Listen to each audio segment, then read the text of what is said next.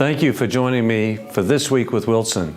We had a busy week on Capitol Hill, making up after the snowstorm and the different delays that we've had, with critical votes, committee hearings, and constituent meetings.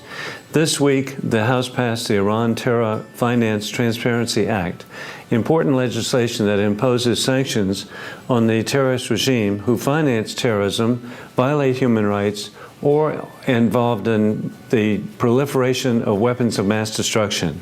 I spoke on the House floor about how sanctions relief from the fantasy Iran deal will support terrorist groups to kill American families. The House also held a vote to override the President's veto of the Restoring Americans' Healthcare Freedom Reconciliation Act, critical legislation that would repeal Obamacare, which we know destroys jobs, and defund Planned Parenthood.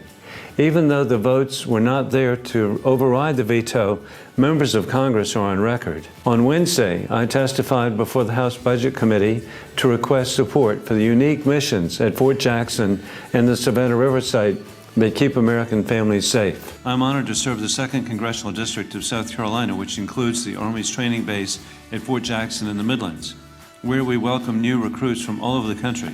I also represent the Department of Energy's Savannah River site in Aiken and Barnwell, which plays a vital role in our national security and nuclear nonproliferation.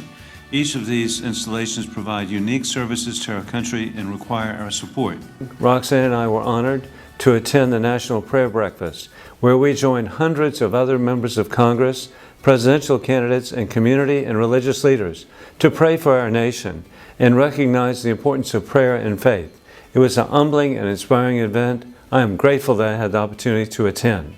Thank you for joining me for This Week with Wilson. If you have any questions about issues before Congress or you would like to contact the office, please visit www.joewilson.house.gov. It's an honor to serve you in Congress.